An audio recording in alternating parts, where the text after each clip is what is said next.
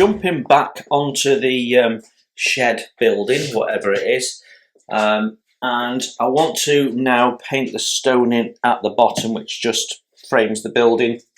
I want to use a different colour to what we've used on the house, so I'm going to go with Humbrol 121, which is their pale stone colour. I think it'll make a nice contrast to everything else that's going on there. So let's get this on. It's an enamel paint, so I will want to give it a bit longer to dry, but that's not a problem because we've got plenty to be doing.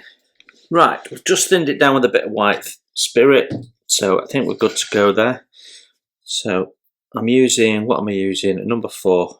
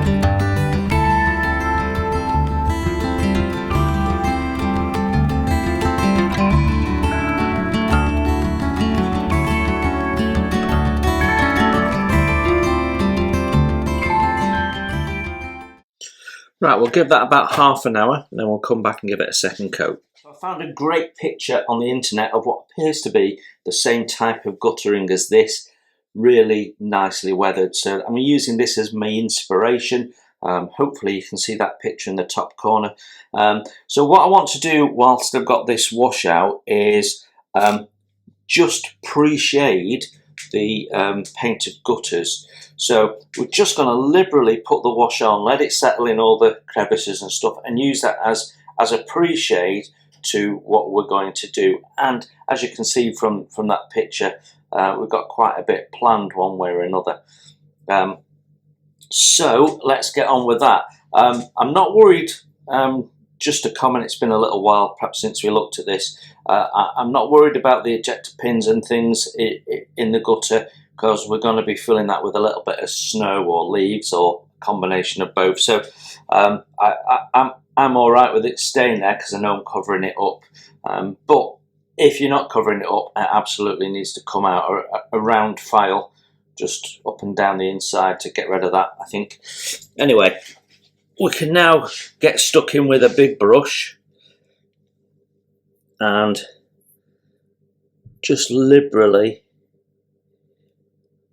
give it a wash, which is going to darken it all, but that's fine. We've got loads of opportunity to add paint effects to this.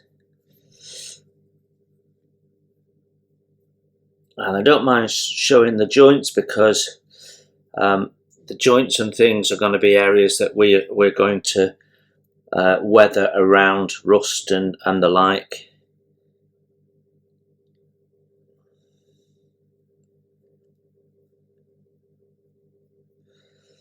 So we'll just let that dry off for a second. Do this bit of pipe. It's important that we do the same process on everything so that everything's keyed in, even if there isn't texture to highlight. If we don't do it that way, then what's going to happen is when you've finished your painting process, they're not going to look like they came from the same place, which is a great technique if you want to demonstrate they've not come from the same place. But we don't want to do that. We want to make sure it all looks like it's aged at the same time sat on that building.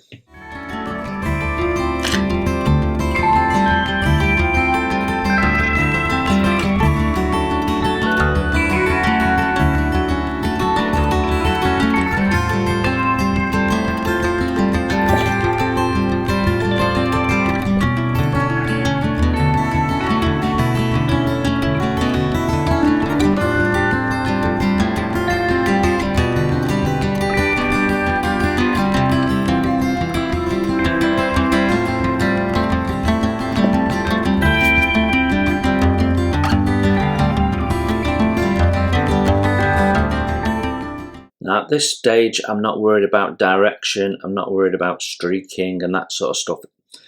Any streaking will be the last thing we do after we've put the paint effects on of the paint peeling back and then the corrosion of the metal.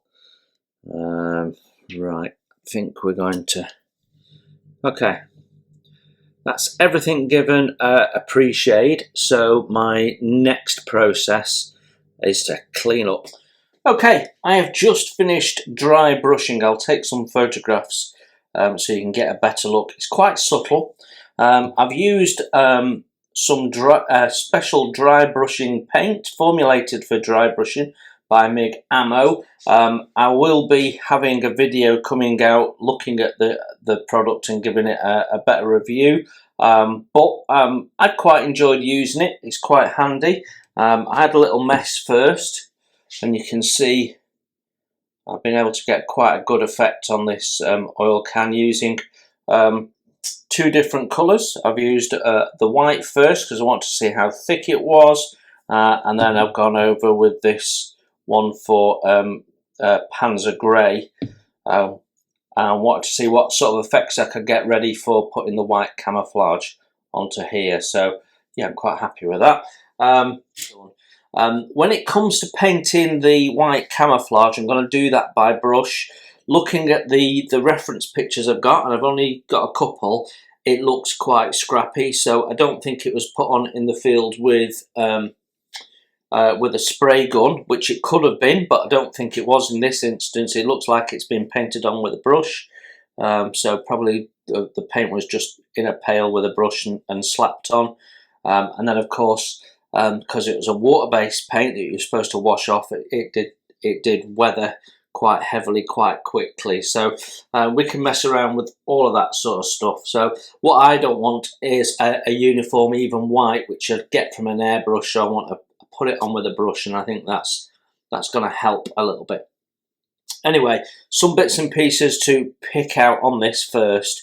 So I think that is the next job. Also, when we come to the turret, if I just move this out of the way a sec, when we come to the turret, you can probably see the dry brushing effects there in the light a little bit. It's picked it out quite nicely.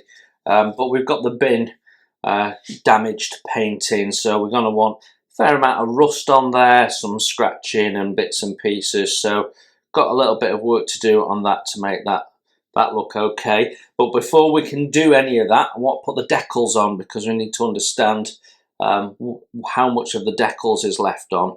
So yeah, and then there's the white camouflage. So my thinking is to camouflage it, put the decals on, camouflage it, and then do all the scratching and stuff afterwards. It should give us quite a nice effect. Unfortunately though, that'll be the side facing the barn, so won't actually be seen unless you're looking top down. But yeah, that's come out okay. And the dry brushing paint has worked quite nicely on some of our cast textures as well. Again, it's subtle, but when you look at it, it is there, so all good. Just about to put the decals on. I've put some gloss on just in the areas where we're putting the decals for now, because we're going to be clear coating it after I've done some other bits and pieces to it. So that's the next stage, getting some decals on. Obviously, I've not built one of these kits before, so I don't know what their decals are like. They look like they've got quite a bit of carrier film, so that's concerning me a little bit. Don't know if that... Well, it's not coming up on camera particularly well, but yeah, it seems to me, it's just a theory, it's not a fact, but it seems to me that when decals are a bit more matte, you tend to have more problems with silvering. So I'm a little bit concerned, but we will see how it all goes on.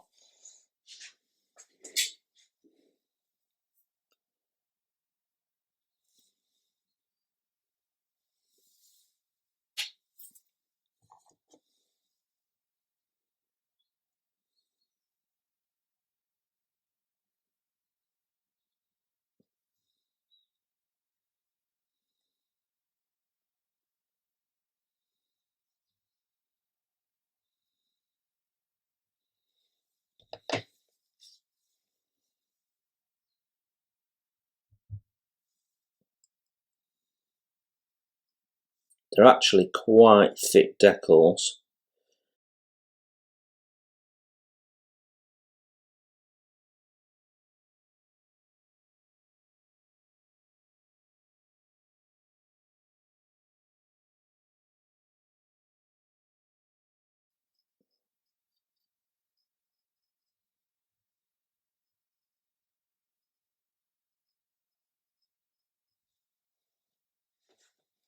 Okay,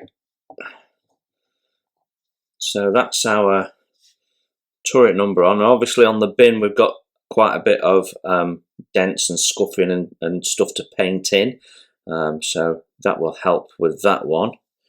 I put this one on earlier. I've not got silvering, but it's very obvious. Probably when we've got a varnish over it, that'll improve. But the decal is so thick that it's changing the colour underneath. Yeah, that's not great. Let's see what happens when we put the elephant on the back. So I don't usually do this.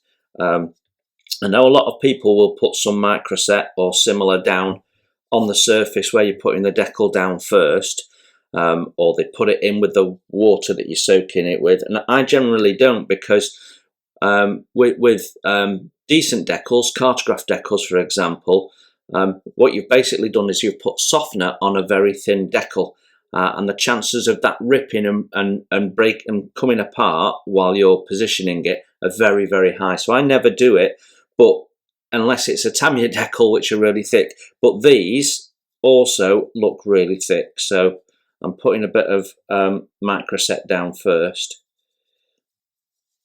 and then we'll go over it with some microsol after, or more microset on a flat surface sometimes works rather than the microsol. So the next one is this elephant. So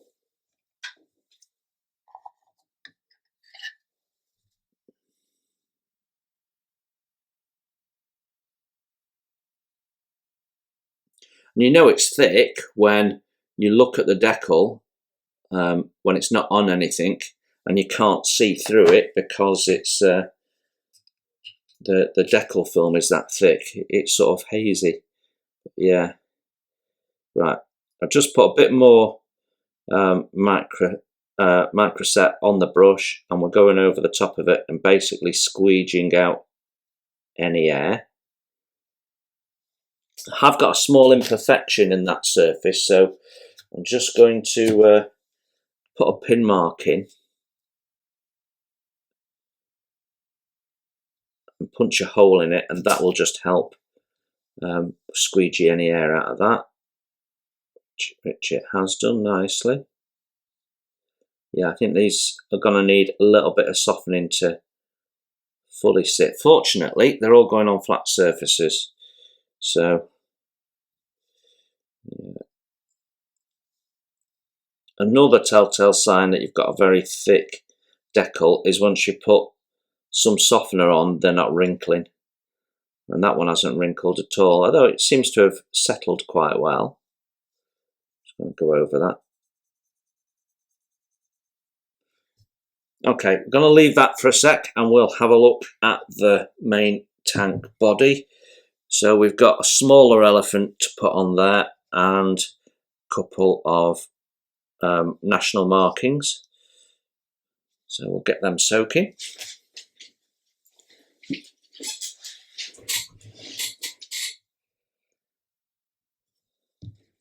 Now, I seem to have forgotten to put the gloss coat down on here, so it'll be interesting to see how this one at the front goes down.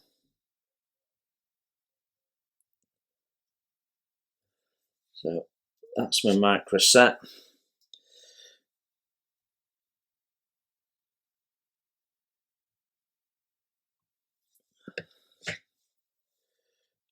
Straighten it up.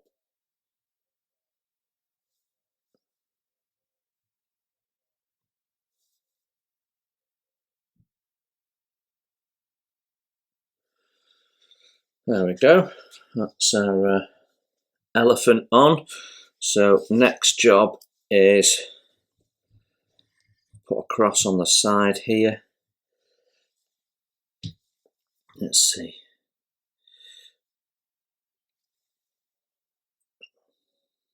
Yeah, that's ready to go.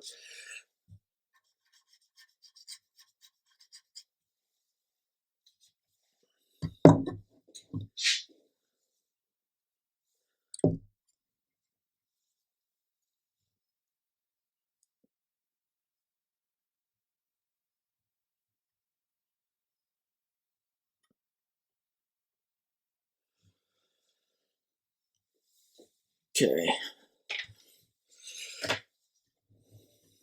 that's gone on okay. Just give it a squeegee.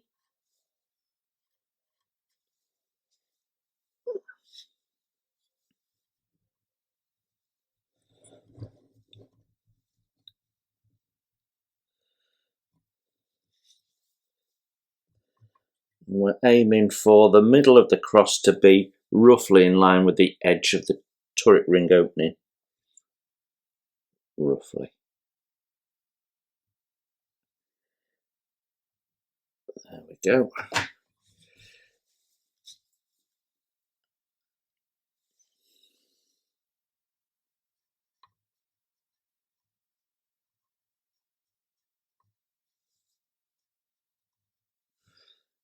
Okay, let's let them dry off and see what we need to do further with them. A nice little trick if you want a house number for your building is to use the numbers off your sprues. They make great little house numbers, and quite often you can get up to 3 digits on a sprue. I'm going to go with number 2. So we're just going to remove that from the sprue, if I can get in. There we go. And then what you can do is you can paint that up into your chosen colour, just round the edges off so it all looks as it should do, and then you can glue it where you want it, and it looks really good.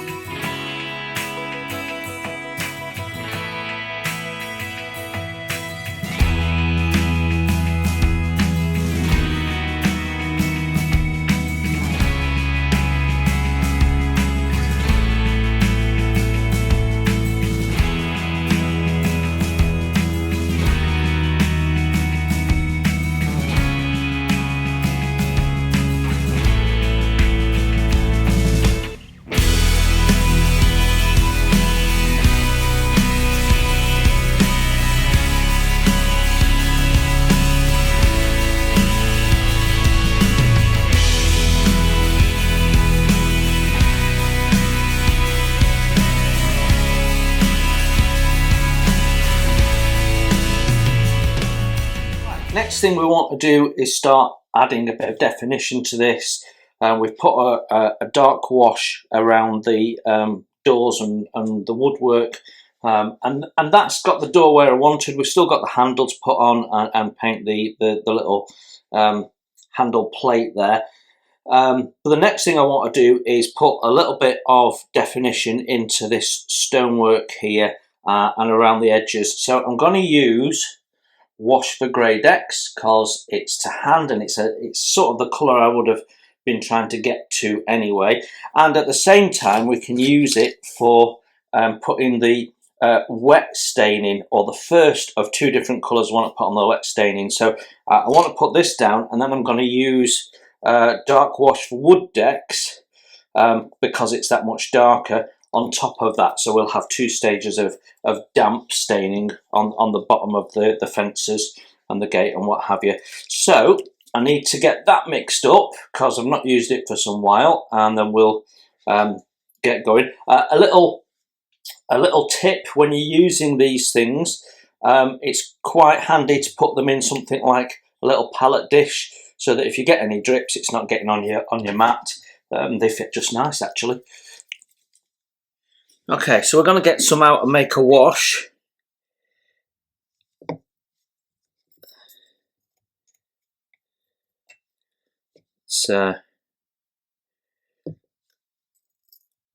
It's not a ready to go wash particularly, this one, or at least that's my view of it.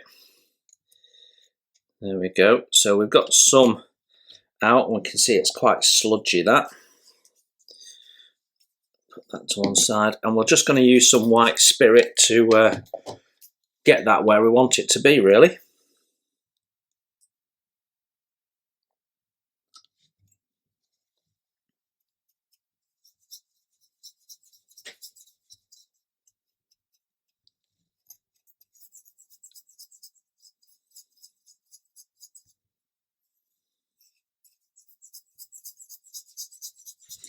I find that AK products tend to go off quite quickly.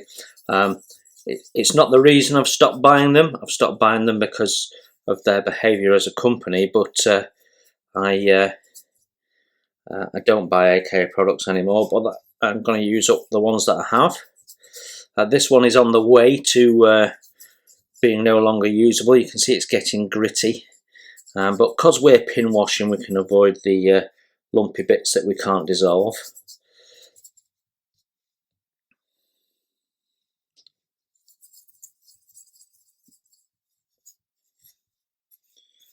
And it was lumpy when we took it out of the pot, so it once you've opened it and there's air got in, it starts reacting, or at least that seems to be what happens with these.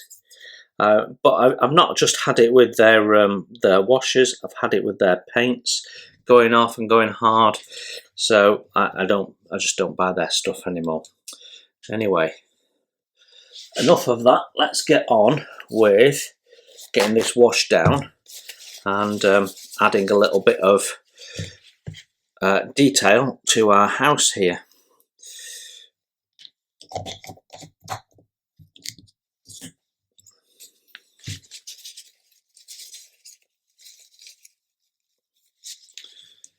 Okay, so we're going to go in with this is a 10 times 0 brush, and we're going to start by just highlighting the shadowing in the brickwork, and because we're enamel, we can tidy this all up with white spirits. We can remove it, we can do what we want with it, really.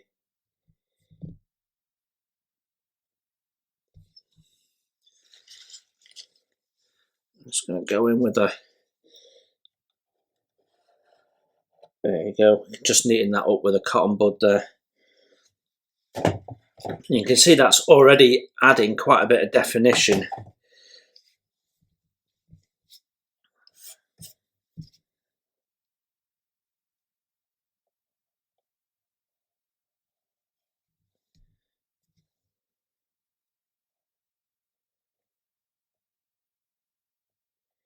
And we will be doing some streaking and bits and pieces to this anyway, but I'm not using this product for streaking. It's not quite good enough for that, really.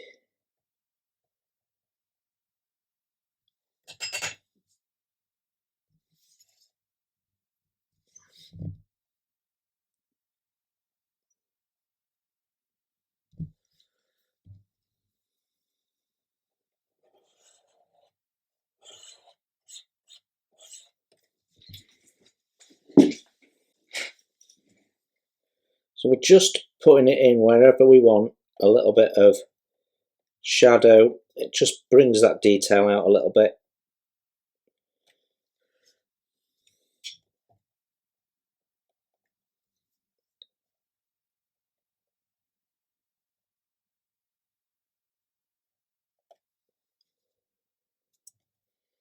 And we'll be able to blend it in as we want.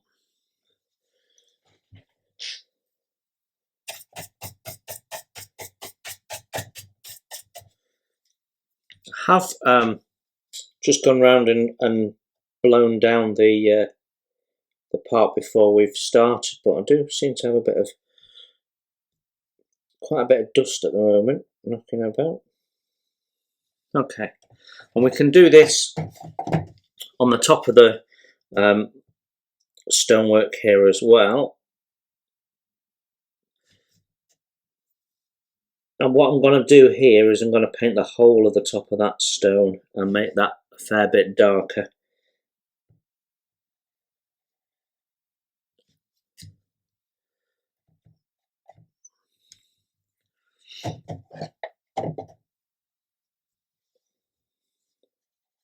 Now right now it might not look particularly great, but when we get some thinners in there and tidy it up and blend it in, it will look a lot better.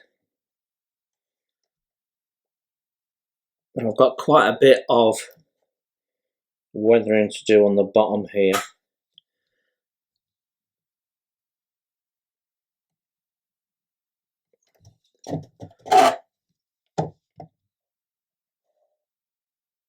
Now one of the things that I want to do is just to take the single colour of the stonework away, and we're going to do that by further thinning this down and making a sort of a filter.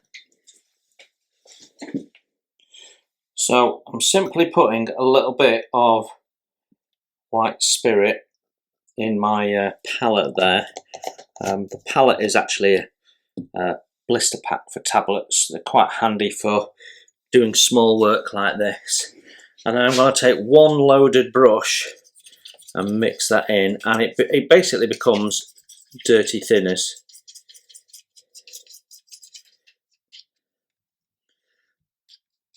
So we can now go in and tidy up what we've done.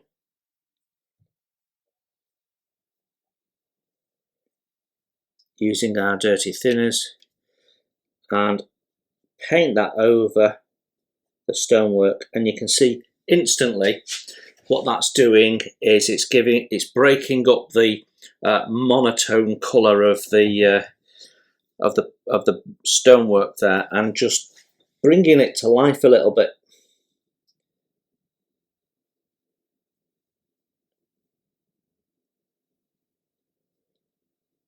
It will bring out any imperfections, but I don't mind that.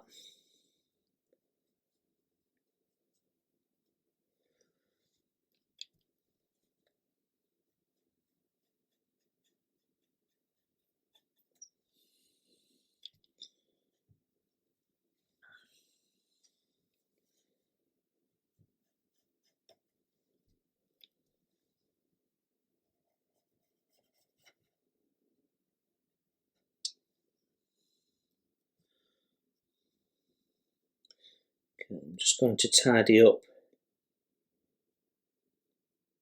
There we go. So we can just use the thinners, dirty thinners on the brush to just take back the wash that we've done and tidy that up.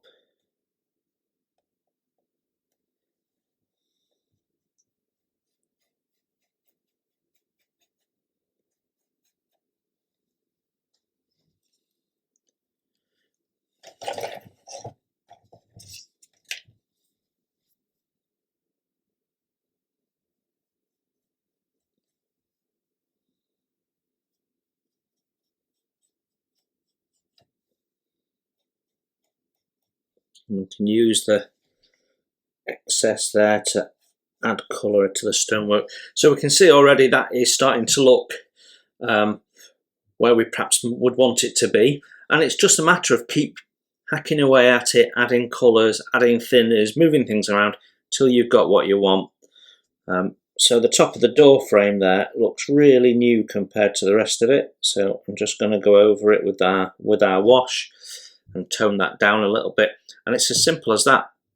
So I'm going to carry on doing the rest of the stonework and I'll come back to you when we're done.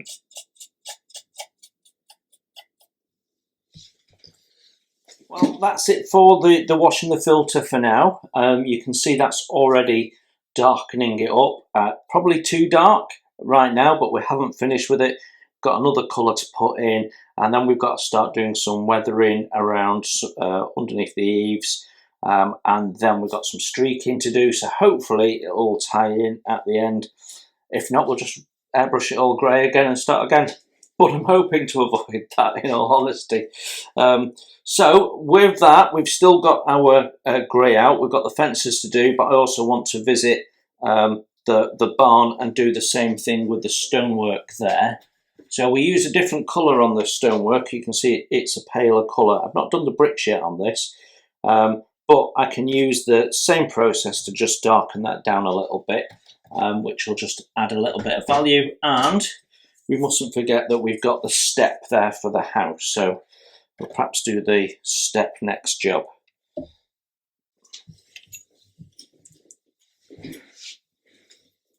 So the step is divided into 3. And I'm just putting a little bit of the wash in first. Then we'll go to the dirty thinners and just go over that, making sure we don't forget the sides.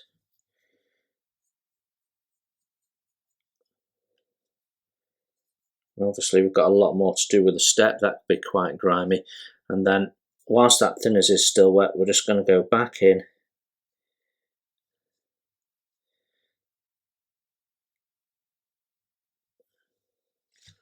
and dry my brush off, and we're just going to feather that in a little bit.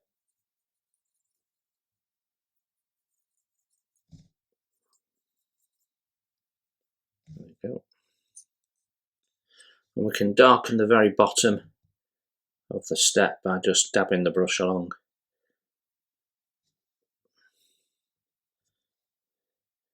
Putting a heavier amount of pigment at the bottom, and then what we'll do is we'll go in again with our dirty thinners and just blend it all in.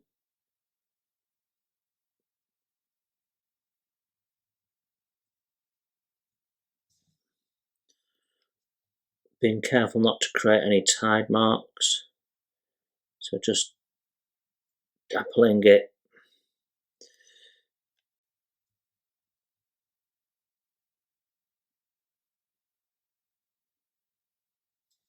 There we go. So we'll let that dry off, see what that looks like.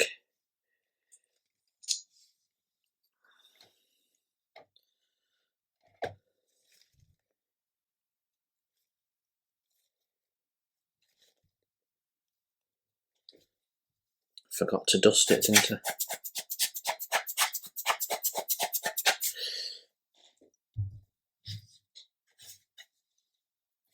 I did do it a lot yesterday, so it shouldn't be too bad.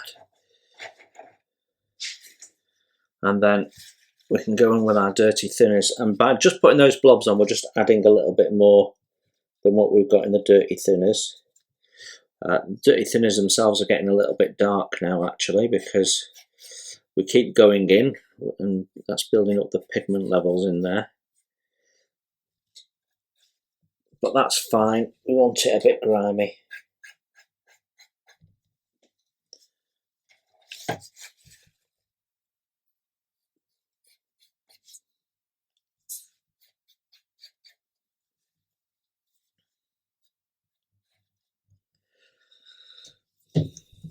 So we're going to put a little bit more white spirit in just to create a better ratio of thinners to pigment.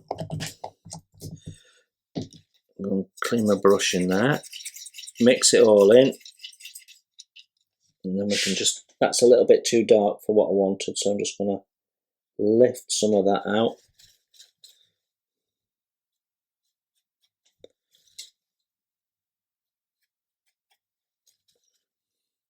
And just go back over with the thinners to blend it in.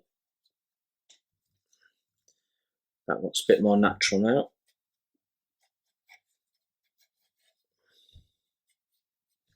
Put some of our washing at the top of the brickwork there, and what I want to do is make a little bit of a dirty stain up. So I'm using a flat brush this time, and a little bit of the dirty thinners on there, just getting the brush damp, not wet, and we're going to just drag that up.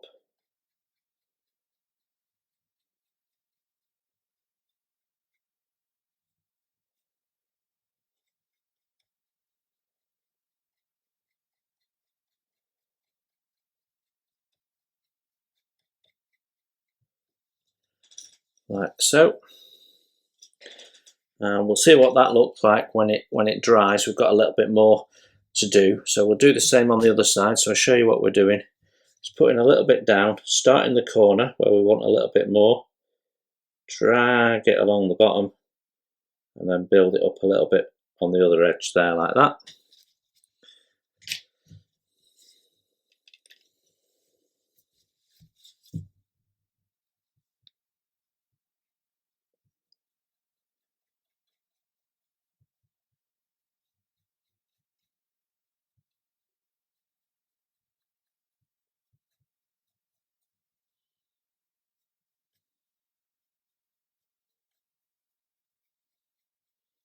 Just feathering the edge in there now.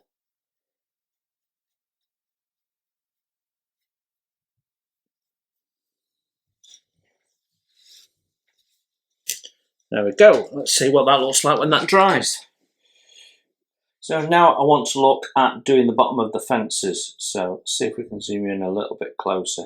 Always worry about zooming in and possibly losing definition. It's also easier for me to drop out of shot. But what we're going to do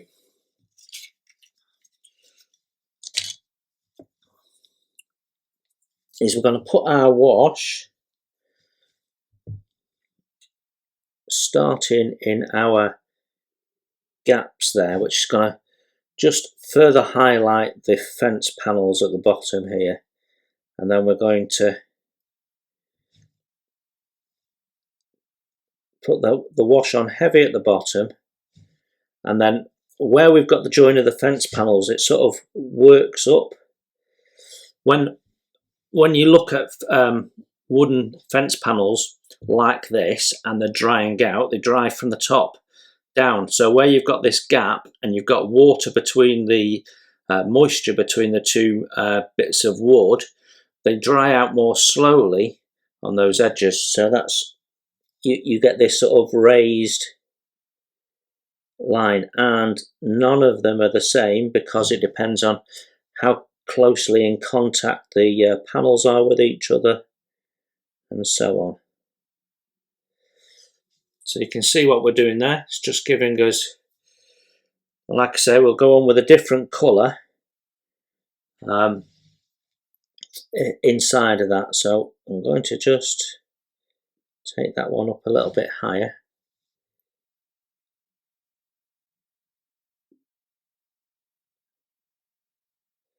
Always remember when you're doing a wash that it becomes lighter when it dries. There we go. So that's sort of what we're going to do on the bottom of the fences, and we'll do the same with the fence posts. Because they're thicker, they dry out slower. So we'll start at the bottom, work our way up, keeping it uneven, but making sure that you have continuity. So if it's high up on one side, it starts high up on the next side. If that makes sense.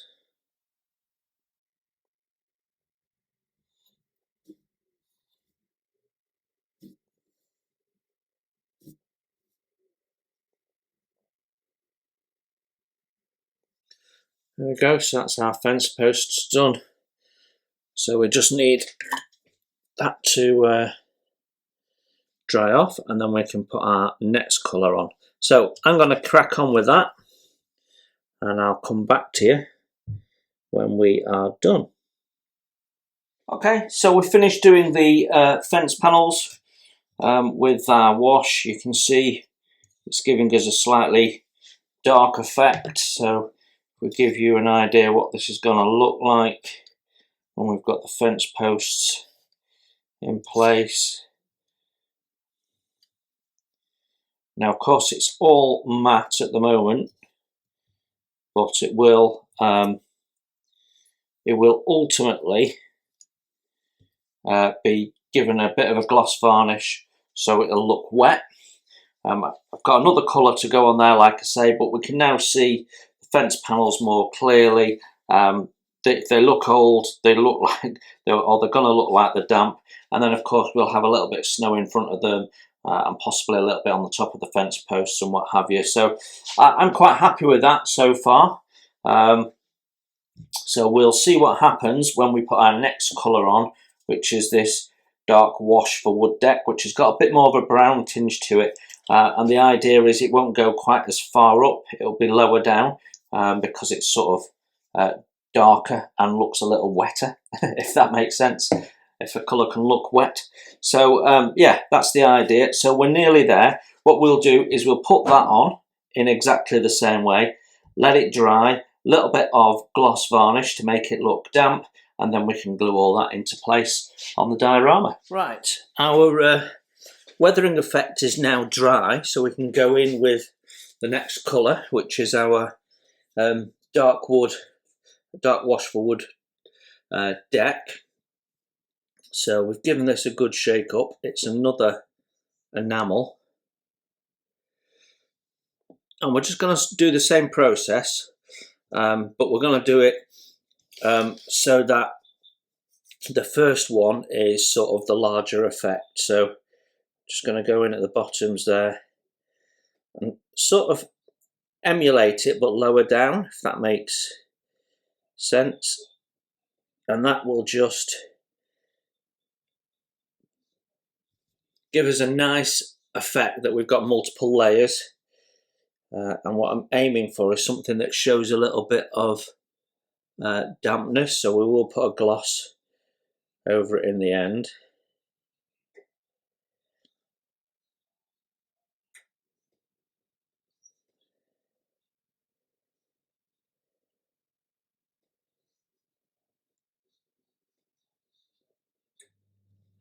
There we go. You can see how that's going to look quite effective once that's glued into place. So, and we'll do exactly the same process that we did on the posts, and just follow underneath the line. And remember, it's a wash, so when it dries it will settle into the recesses a little bit. There we go. So I'm going to carry on with that, and I'll get back to you when it's done. Okay, that's our fences done then. All I've got to do is a little bit of gloss varnish, but because this is enamel, we're just going to let that dry a little longer before we do it. You can see on the fence posts, I've also done a little bit on the top, because I plan to have snow on the top, so therefore we've got melting snow on there, so it's going to be a bit damp. So again, a little bit of varnish will help with that look. I think the whole thing needs a matte varnish first, because you can see they're a little bit sort of shiny with all the different paints we've put on. They've ended up being a little bit sort of semi-gloss, I guess. So get that all matted down, then that will highlight the gloss dampness a little bit more as well. So all good. I'm quite happy with the effect I've managed to achieve there. So we will hop back onto the house now. Right, next step on the house, you can see we've got the little house number on there. Next step is to do a little bit of streaking, just a small amount. So time to get our streaking brushes out.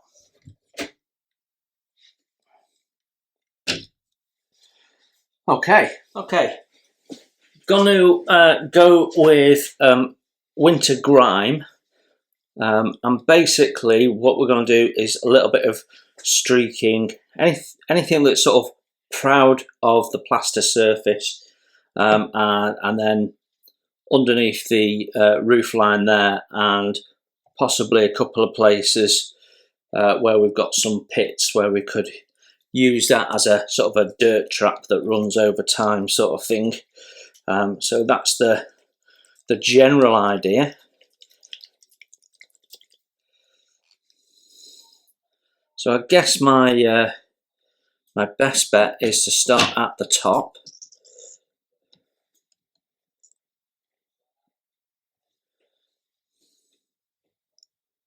And well, actually, I'm going to start here because it's just easier, isn't it? And that end there.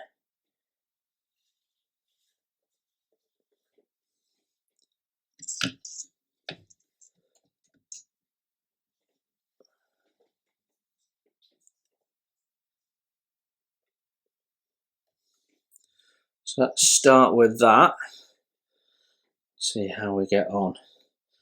So just using these are all brushes that I use just for this sort of stuff. And I'm using a fairly narrow brush. This is a, what is it, a 000, just to control the width.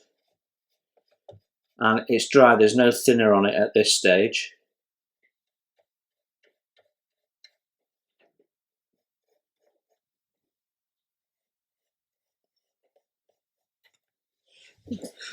So I now have moistened it with a little bit of white spirit, and just using that to slowly drag it down. What we don't want is for the brush to be wet, because that'll just lift off what we've done. But you can see that's starting to have the desired effect.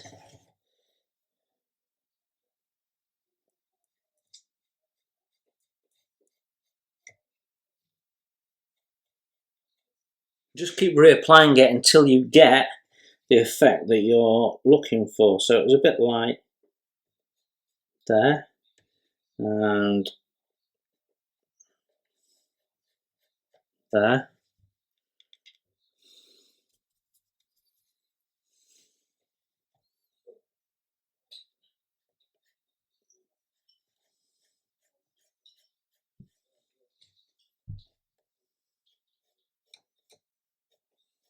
Okay, I've finished the streaking on the front of the house. I put a bit of rusting, as we can see, underneath there, and worked some into that surface. I didn't want that to be too rusty, but I wanted to show that we were getting some rusting streaks from there. This perhaps looks a little harsh, but I'm letting it dry. We've got another process, which is to go around this with pastels and just darken the area a little bit, and we'll see how that looks when it's done. But this is nearly finished for me, so we're nearly there. Right, last thing I want to do on here, hopefully the last thing, is just to do a little bit of work with some pastels. So I've got sort of a dark grey, slightly bluey grey, I guess, pastel, and what I want to do is just work a little bit of darkness into some of the areas around the edges and the like. I'm going to start right up here at the top.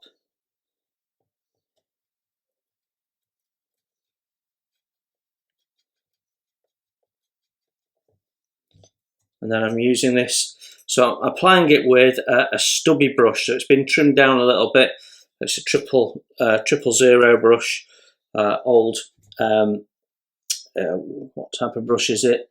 Palpo, which is really aimed at enamels, and they're quite coarse bristled. And then I'm using this detail brush to just fan it out and blend it in. And it's just going to sort of bring it all together, stop the streaks looking like standout spots, and just blend it all a little bit, which is what I'm looking for.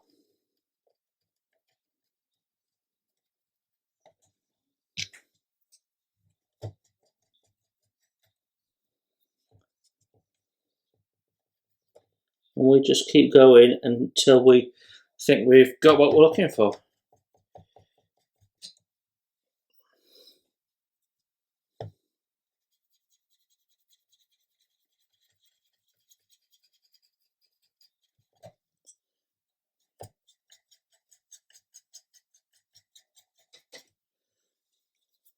So that I think should look quite effective.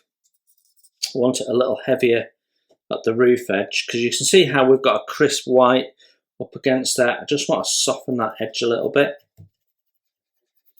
and nothing softens an edge as well as pastels.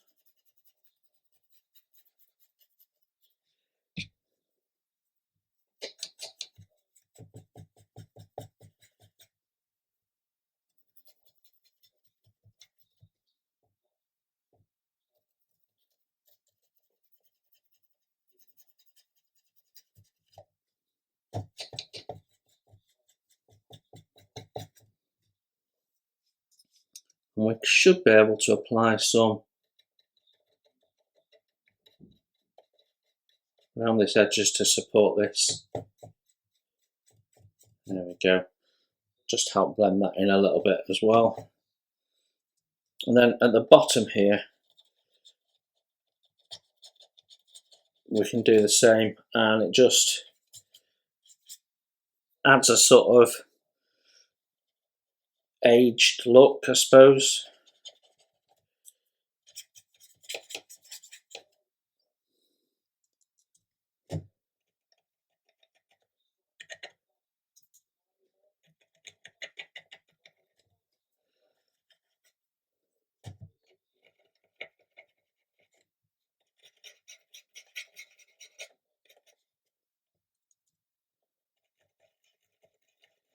I'm just putting some over the top just to dull it down a little bit and tie it in. So you get the idea. I'm going to carry on and do that, and I'll show you what it looks like when we're done. I think we are nearly done here. So handle to put on next job.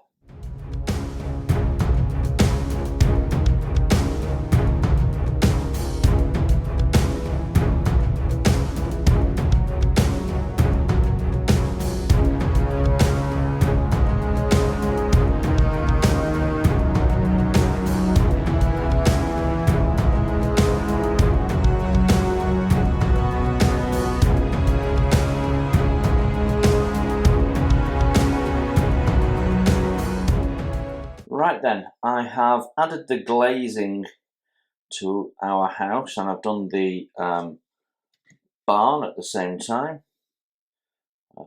Same process for both of them. I tend to use rather than acetate, I tend to use lamination sheets. It's just a little bit thicker and behaves better, doesn't tend to wrinkle or crease. So this works well for me, and you can buy it in packs of 10s or 20s or more.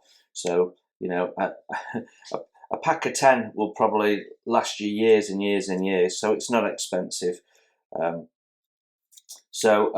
and all I've done is cut it down into the size to fit into the recess.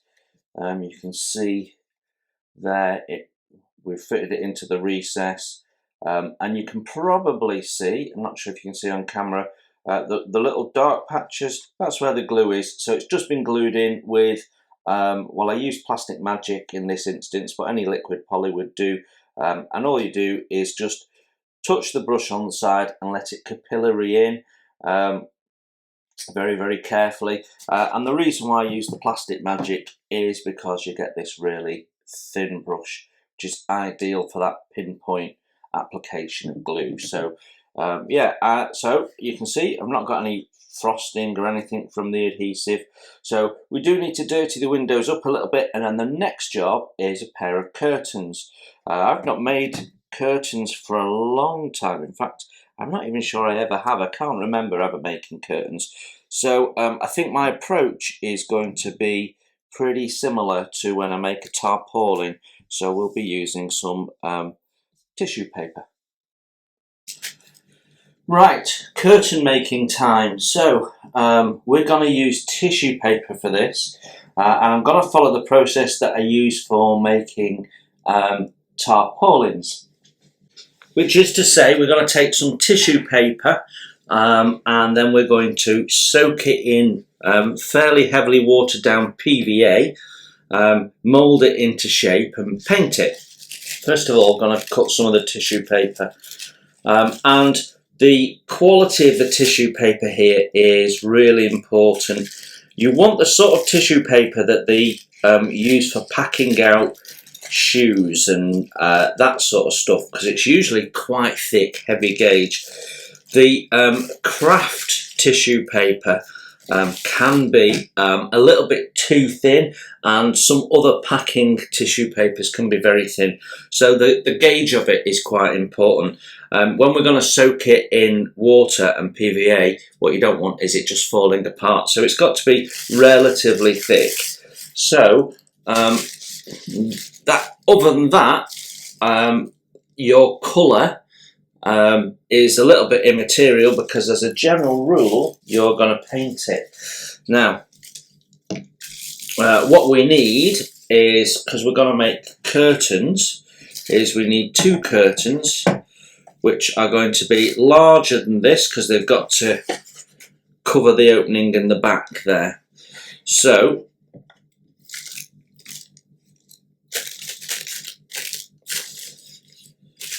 I'm going to use I've got 2 straight edges and 2 cut edges, so we're going to use that straight edge there for the joining the curtain.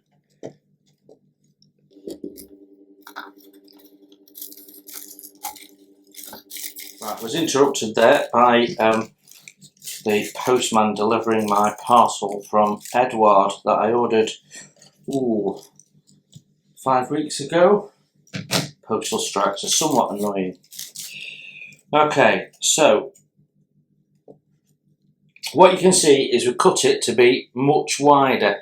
That's because partly we need to stick it down on the side, but also with the curtain we need to gather it up a little bit as well. So we also want it to be higher. So it's going to sit on the windowsill, and we want to be able to glue it up. So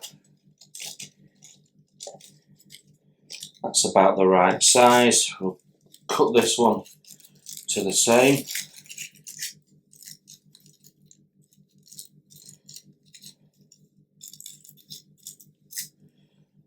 So that's our curtains. And like I say, the things you've got to consider is how these are going to look. So we're going to want to hang them and have like a crease drape in it. So okay, so I need to put a natural hang in this. So what we're going to do is, just like real curtains, we're going to gather them up at the top. Now this bit at the top will be out of sight, so if we get a sharp crease in there, it really doesn't matter. But that's gathered up now. So if you imagine the curtains were being drawn closed, unfortunately tissue paper doesn't quite behave like material. So what I'm doing is I'm just using the cocktail stick to give me pressure down the full length. And we need to do it from the back as well, and just gather the curtains up a bit more naturally.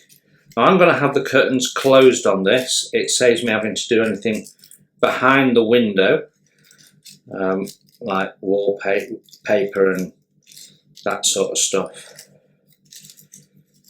But what we don't want is to get sort of sharp creases. And then when we open it up, it should look slightly gathered. Now it'll hold its shape better once we've got some water and PVA on. But once we've got this wet, we also need to stick it up. So I'm just doing a little bit of pre-bending.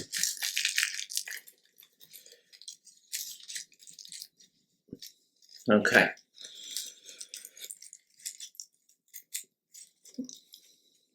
So that looks a bit like a curtain compared to that one. So I'm going to do the other one off camera, and then we will get this sorted and ready for painting, and we'll actually glue them to the cocktail stick so that we can paint and hang them. Okay, tools for the job. We're going to use just basic, cheap as you can find PVA glue, water for thinning it down. You need some form of container to mix the glue in, and some form of applicator. And then I've got my helping hands here, which we're going to use to hold the cocktail stick once we've got these on, and whilst it's all basically drying. My other top tip is you need some form of tray. This is a plastic lid. It came off a box with toys in, I think.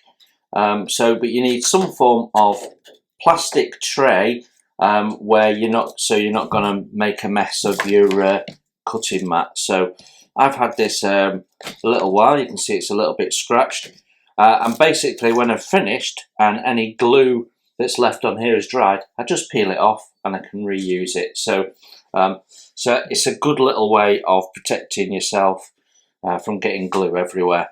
So that's all we need. Let's get on with it. Okay, we'll start by getting some glue into here.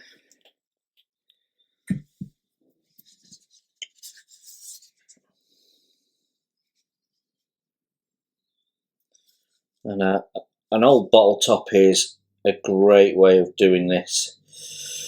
So, as with paint, I like to put too much in, and then we're going to water it down relatively thinly.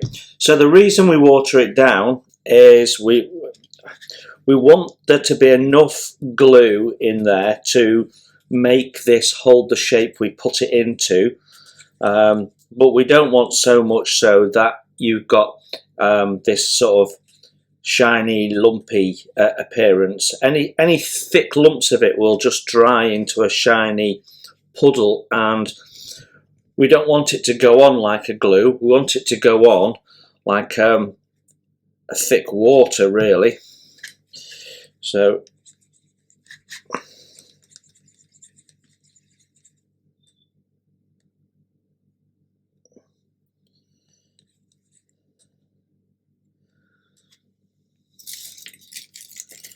got my little test piece here.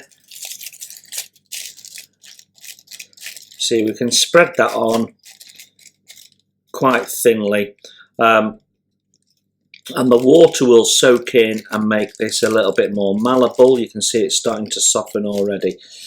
So we are ready. Plan is that we're going to soak one side first on both of them. So just get it wet, brush it all over. Easy to see where you've brushed because it goes a bit shiny in the light, so nice and easy to do.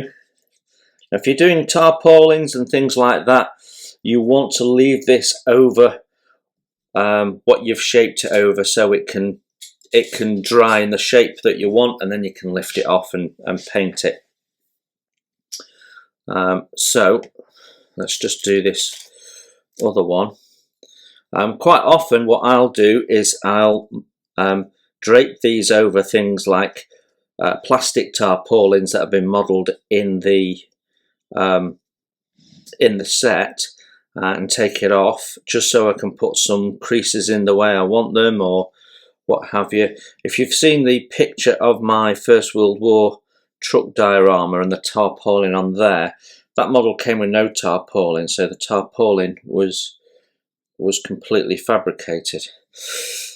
Okay, so that's our first layer of glue on, and what we want to do is just glue that. Remember which way is the curtain edge, that way. So I'm going to glue it onto our cocktail stick and shimmy it along. So we start with that first edge, and then what we can do is hold it in place. I should have marked a halfway point on the cocktail stick and haven't. And then put some creases in along the top there. And now we can make those creases look a bit more natural. Now, if this isn't right, we can always trim it, but it costs nothing, so if it's not right, we can always do it again as well.